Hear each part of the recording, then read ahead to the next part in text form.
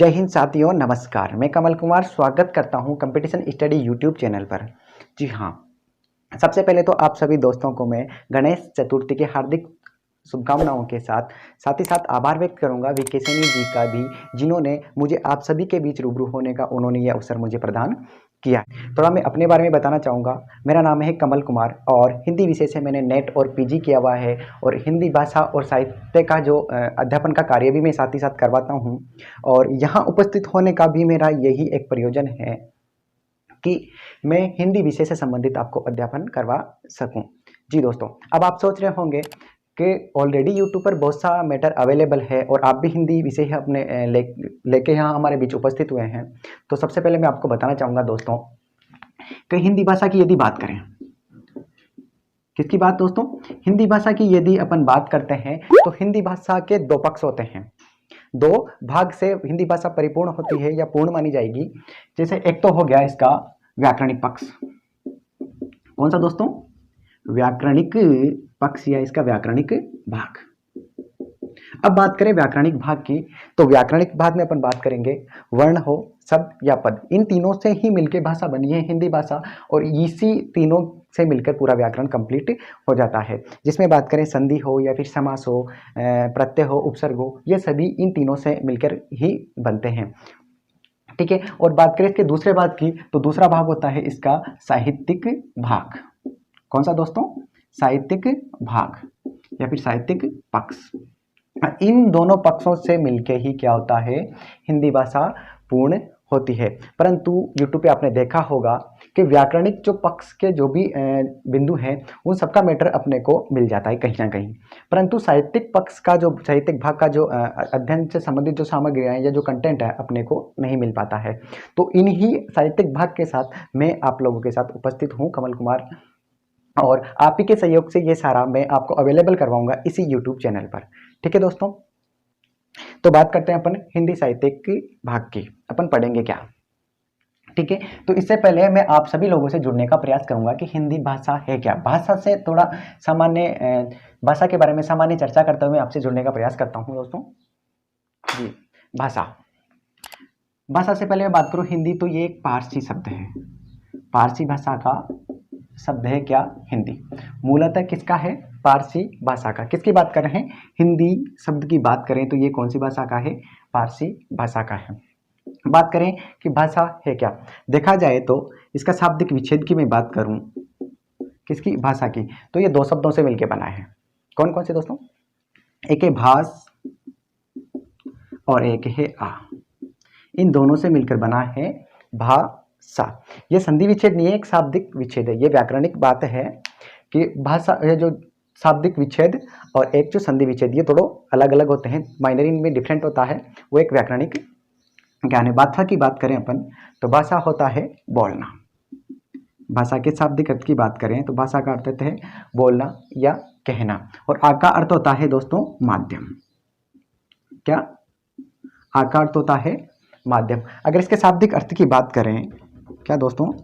शाब्दिक अर्थ की बात करें तो वह बोलने का माध्यम। क्या हुआ? बोलने का माध्यम। तो अब आप सोच रहे होंगे क्या सर एक भाषा एक माध्यम है? बिल्कुल, भाषा एक माध्यम है। माध्यम का अर्थ हुआ एक साधन, बोलने का साधन। अब इसके व्यापक परिभाषा की मैं बात करूं भाषा की, तो वह जब व्यक्ति अपने विचारों का आदान प्रदान किसी माध्यम से करता है तो उस माध्यम को क्या कहेंगे? उस माध्यम को कहेंगे भाषा। दोबारा रिकॉल करूंगा दोस्तों कि जब व्यक्ति अपने विचारों को आदान प्रदान करने के लिए कोई माध्यम होना जरूरी है, और जो माध्यम का जो कार्य करती है वो माध्यम का कार्य करती है भाषा, और उसे ही अपन क्या कहेंगे? भाषा कहते हैं। ठीक है। जिस प्रकार एक स्थान से दूसरे स्थान पर कोई भी अपन वस्तु का आवागमन करते हैं तो उसके लिए किसी न किसी साधन की जरूरत होती है, और वही साधन अपने लैंग्वेज में या बोलने में कौन करती है? भाषा, और वो क्या है? एक साधन है। ठीक है दोस्तों, तो अपन जाने भाषा के बारे में, साथ ही साथ थोड़ा सा मैं आधुनिक तरीके से इसको जोड़ते हुए इसके जो भेद हैं भाषा के उनके बारे में थोड़ी चर्चा करूंगा। उसके बाद अपने जो साहित्यिक भाग है उस पर अपन चलेंगे। ठीक है। तो इसकी मैं बात करूं भेदों की, तो इसके मुख्यतः दो भेद माने गए। भाषा की बात कर रहे हैं दोस्तों, भाषा की एक तो है मौखिक भाषा। कौन सी? मौखिक भाषा। और दूसरी है लिखित भाषा। अब नाम से आपको दिख रहा होगा कि जब व्यक्ति अपने विचारों का आदान प्रदान मौखिक तरीके से अर्थात बोलकर करता है। कैसे? जब व्यक्ति अपने विचारों का आदान प्रदान बोलकर करता है तो उसे क्या कहेंगे? मौखिक भाषा कहेंगे दोस्तों। परंतु जब वही विचार अभिव्यक्त करने का माध्यम अगर व्यक्ति लिखित रूप में करता है या अपना माध्यम लिखकर करता है तो क्या हो जाएगा? लिखित भाषा हो जाएगी। परंतु आजकल एक और जो चर्चा का विषय है वो है, आप सोशल साइट्स की मैं बात करूंगा, टेलीग्राम की बात करें, यूट्यूब की बात करें, या फिर क्या बोलते हैं अपन व्हाट्सअप की बात करें या फेसबुक की बात करें, जो भी सोशल मीडिया का अपने साधन है उनमें आजकल एक ट्रेंड चल रहा है जिसमें अपने विचार अभिव्यक्त, देखिए दोस्तों, विचार बोलकर भी अपन अभिव्यक्त कर रहे हैं, मैसेज टाइप करके कर रहे हैं तो वो लिखित भाषा का रूप हो गया। परंतु आजकल अलग ही ट्रेंड चल रहा है जिसमें जैसे इस प्रकार के आपने देखे होंगे, इस प्रकार के कुछ इमोजी बना दिए जाते हैं। अब मस्तिष्क में सवाल आता है कि सर क्या इमोजी भी ये भाषा का ही रूप है? क्योंकि अपने विचार तो अभिव्यक्त कर रहे हैं ना, कि जैसे इसका मुंह ऐसा है मतलब स्माइल करता हुआ है। क्या है दोस्तों? स्माइल कर रहा है। क्षमा कीजिए, ये स्माइल कर रहा है। इसको देख के ज्ञात हो जाता है कि ये स्माइल कर रहा है। लेकिन इसी प्रकार एक और इमोजी है, यही आंखें, यही नाक, लेकिन मुंह थोड़ा ऐसे हो गया। ये क्या है? उदास होने का। क्या भाव व्यक्त कर रहा है? कि इस इमोजी से अपने को भाव व्यक्त हो रहा है कि उदास है, इस इमोजी से हो रहा है कि वो खुश है, स्माइल कर रहा है। और भी खुश होने के थोड़ा गाल पे ऐसे कुछ रेड रेड बना दिए जाते हैं, वो और अच्छा खुश हो गया, साहब मैं खुश हूँ। तो ये भी कहीं ना कहीं अपने माध्यम ही है, माध्यम ही हो ना, एक अपने विचार व्यक्त करने का माध्यम ही है। तो क्या सर ये भी भाषा का ही रूप है? बिल्कुल, ये भी भाषा का ही रूप है। और जो भाषा का तीसरा रूप है वो उसके जो तीसरा भाग है ये उसके प्रकार है या उसके ये तरीके हैं। जैसे तीसरी भाषा बोलते हैं अपन, वो बोलते हैं सांकेतिक भाषा। कौन सी? सांकेतिक भाषा। सॉरी, सांकेतिक भाषा। बात करें सांकेतिक भाषा का, तो सांकेतिक भाषा में क्या है कि संकेतों के माध्यम से अपने विचार अभिव्यक्त करना। क्या? संकेतों के माध्यम से अपने विचार अभिव्यक्त करना, तो उसे कहेंगे सांकेतिक भाषा। और ये सब सांकेतिक भाषा के ही उदाहरण हैं। ये आधुनिक जमाने की बातें दोस्तों, और आज हम मौखिक और लिखित भाषा को थोड़ा छोड़ के सांकेतिक भाषा की ओर रुख कर रहे हैं। और इस सांकेतिक भाषा का एक उदाहरण है कि आज हम क्या करते हैं, टेलीग्राम हो, यूट्यूब हो, फेसबुक हो, सब पे जो बात करते हैं मैसेज के द्वारा, इन इमोजी का अपन अधिकांशतः प्रयोग करने लगे हैं। ठीक है, तो ये हुई एक भाषा की बात। सामान्य सी जानकारी के साथ मैंने आपसे जुड़ने का प्रयास किया और मैं आपसे जुड़ पाया हूँ। और अब बात करते हैं दोस्तों साहित्यिक भाग, जो कि अपना मुख्य बिंदु होगा।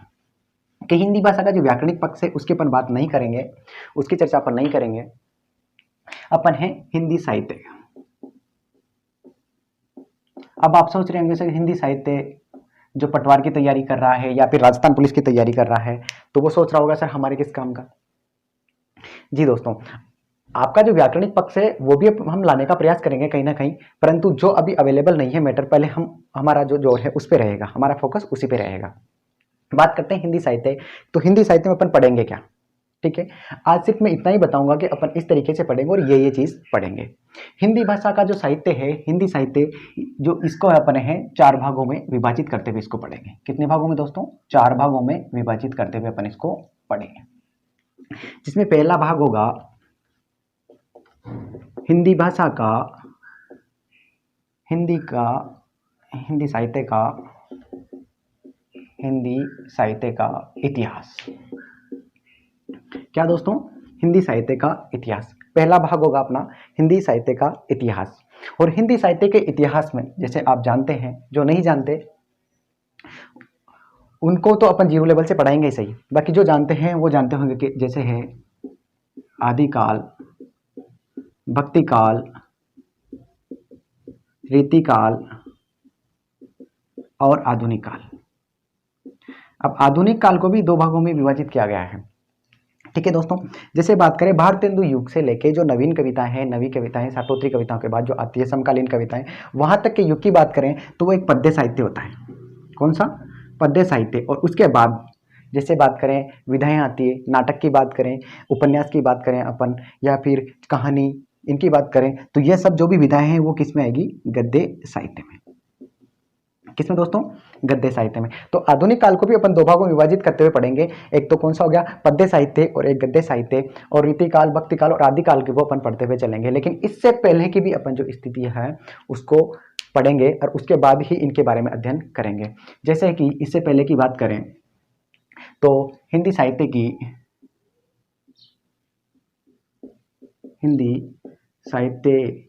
के लेखन की पद्धतियां, जो लेखन की पद्धतियां हैं उनके बारे में अपन अध्ययन करेंगे। नामकरण को लेकर उसके बारे में अध्ययन करेंगे और उसके बाद आदिकाल, भक्तिकाल, रीतिकाल, इनको एक एक करते हुए पढ़ते हुए अपन चलेंगे। तो पहला भाग तो होगा अपना हिंदी साहित्य का इतिहास, जिसमें ये सब अपन अध्ययन करेंगे। ठीक है। उसका दूसरा भाग होगा अपना भाषा विज्ञान।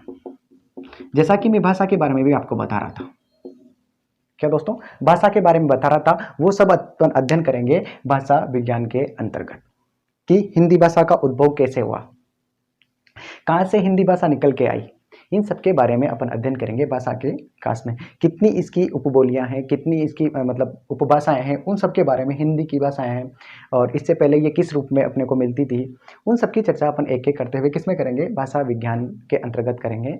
और अपने जो भारतवर्ष के कौन से क्षेत्र में कौन सी भाषा बोली जाती है और जो मूल संविधान है उस संविधान में भाषा का कहाँ उल्लेख किया गया है, वो सब अपन पढ़ेंगे भाषा विज्ञान के अंतर्गत।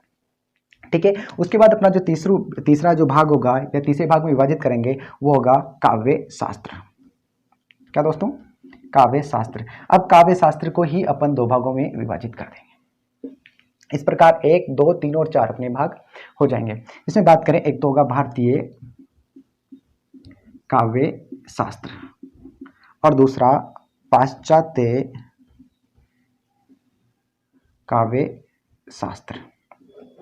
इस प्रकार अपन संपूर्ण जो हिंदी साहित्य है, संपूर्ण हिंदी साहित्य के इतिहास के बारे में एक एक करके अध्ययन करेंगे और यही अपना जो है ये रहेगा क्या रणनीति रहेगी कि इसी के आधार पर अपन एक एक करते हुए सभी टॉपिक के बारे में विस्तृत पूर्वक अध्ययन करेंगे।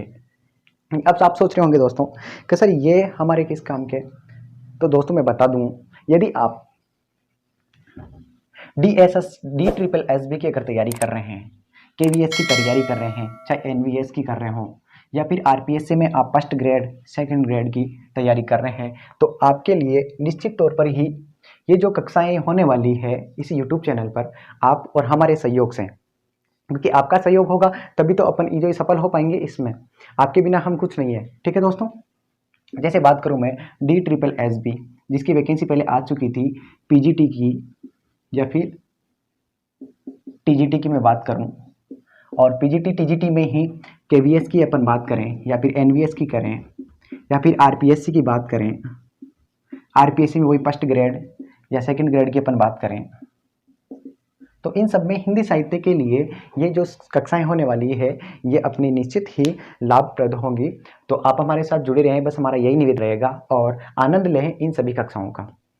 ठीक है दोस्तों। साथ ही साथ ये उन लोगों के लिए भी निश्चित तौर पर लाभप्रद होंगी जो BEd कर रहे हैं या फिर जो स्नातक कर रहे हैं और स्नातक में उनके हिंदी साहित्य विषय है और वो आगे चलकर हिंदी साहित्य से MA करना चाह रहे हैं BEd करने के बाद और हिंदी से ही वो अध्यापक बनना चाह रहे हैं, तो उन सभी के लिए भी ये कक्षाएं निश्चित तौर पर ही लाभप्रद होगी। और आपने ये भी अपना देश सुनिश्चित किया है अध्यापक बनना हिंदी विषय से, तो निश्चित तौर पर ये सभी कक्षाएं आपके लिए लाभप्रद होने वाली है। और साथ ही साथ ये नेट और JRF, हाँ नेट JRF का जो सिलेबस है वो भी इसमें संपूर्ण सिलेबस समाहित हो जाता है। और नेट JRF की बात करें तो फिलहाल जून के लिए जो फॉर्म अप्लाई किए गए थे उनकी जो एग्ज़ाम डेट थी जो पोस्टपोन कर दी गई थी, उसकी एग्ज़ाम डेट भी अभी फिक्स कर दी गई है 16 से 18 सितंबर और 21 से 25 सितंबर के बीच 20 में ये एग्ज़ाम होना है।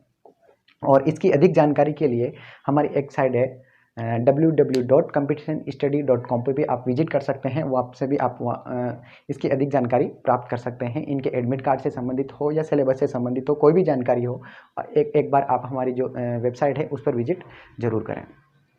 तो अपनी जो इससे संबंधित मैंने बताया है ये सब क्लासें अपनी नेक्स्ट जो क्लास होगी, जो नेक्स्ट वीडियो होगा उसमें विधिवत रूप से स्टार्ट हो जाएगी। तो दोस्तों दीजिए इजाज़त, होने वाली अपनी अगली कक्षा तक, जब तक के लिए धन्यवाद। जय श्री कृष्ण।